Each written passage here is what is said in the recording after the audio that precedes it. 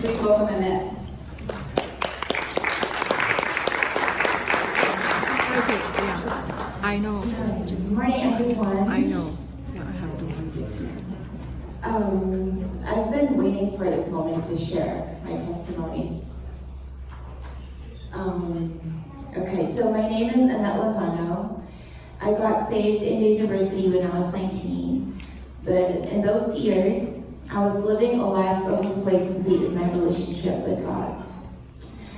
I knew I had faith, I knew I was obeying, serving, and loving God, but my heart wasn't fully committed to the Lord. The biggest rock bottom in my life happened when my marriage had to come to an end.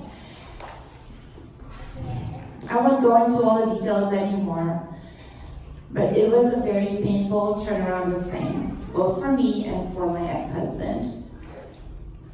So excruciatingly painful that it caused me trauma, anxiety, and serious depression, to the point of crippling me and paralyzing me emotionally and mentally. And there were days that I couldn't even eat or even get up to take a shower.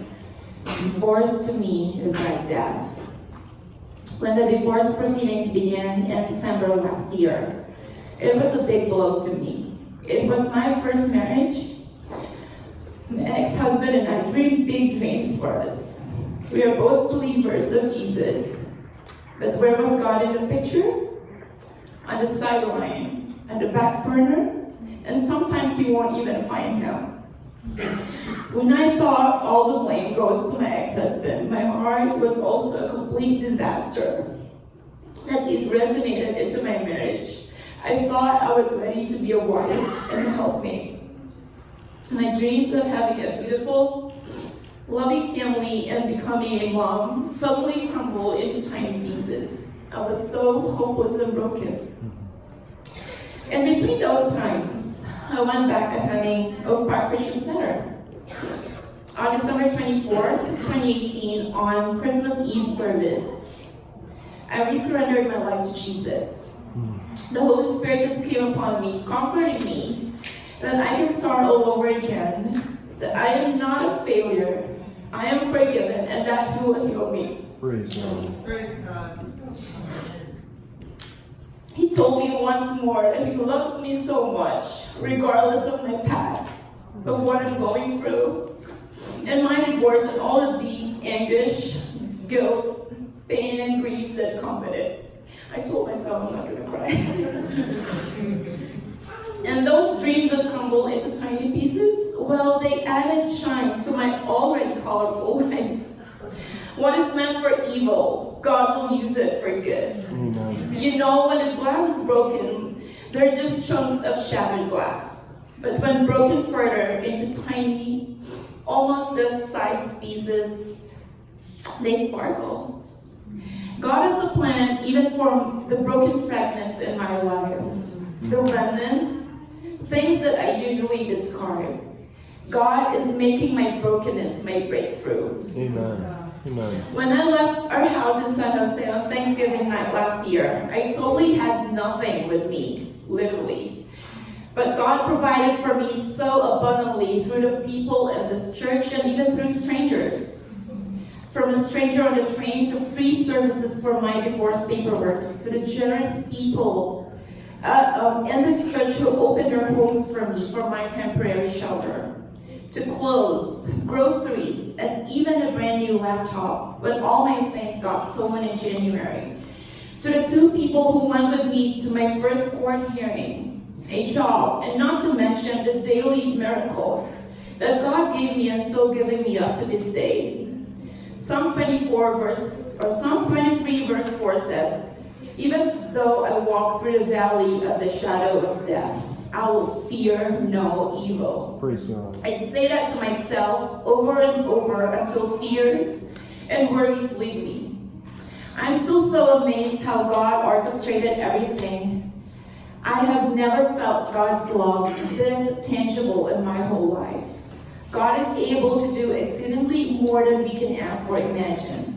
And despite all my worries, it's as if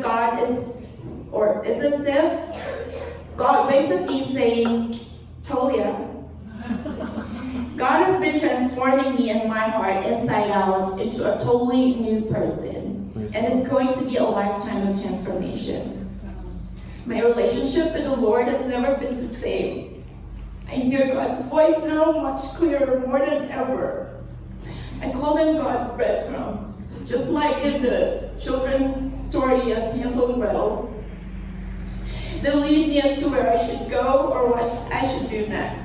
I will never trade this season for anything else. I love my ex-husband, but I love God more. I was so scared of losing my marriage, but I'm more scared of losing God this time. God is teaching me humility, what forgiveness, pure joy, and unconditional love truly mean.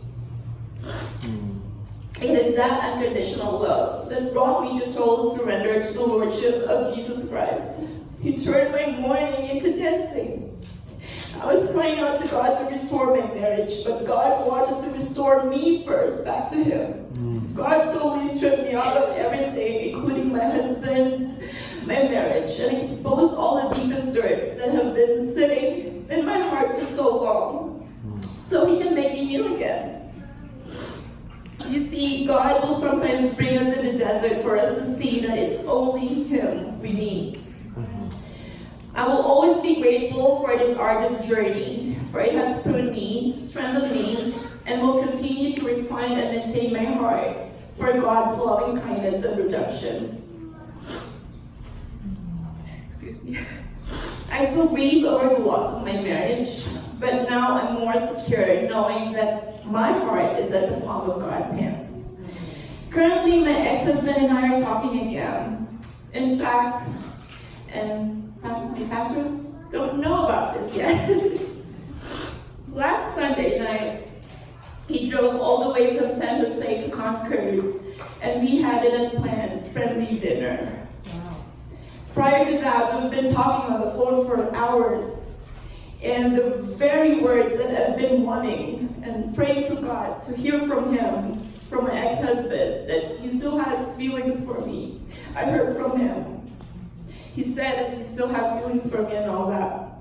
And as I speak here in front of you right now, our divorce hasn't reached its final judgment yet. We were talking through text the other day, and anytime this week, can be today, tomorrow, this week, or next week, we will receive the finality of our judgment, or the finality of our divorce. But I have surrendered and left everything at the foot of the cross. God has made my heart still and teaching me to steady my heart. And if He's going to restore us, He'll do something about it. Not me or my ex-husband. And I just trust Him. At this point, I want to savor my moments with the lover of my soul. Just me and Him. I am loved. I am completely healed. I am accepted. I am beautiful in the eyes of my Creator, and I sparkle. Jesus took me for a ride, and He has taken me this far. Jesus' breath has brought me back to life.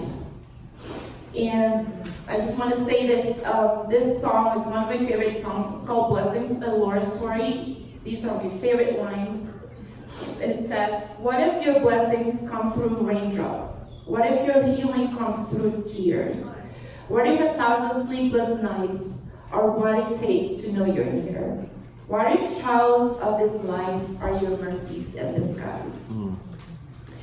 I am a living testimony of God's miracles, of God's amazing grace, of His mercies that are so tender but new every morning. He is so real and so alive. And so I want to challenge every one of you here, and I'm going to leave you with this. To taste and see that the Lord is good. Amen. Amen.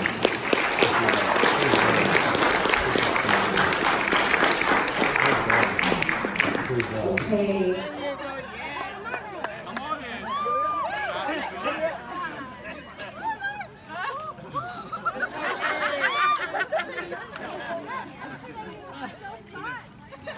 Do you love Jesus with all your heart? Yes, I do.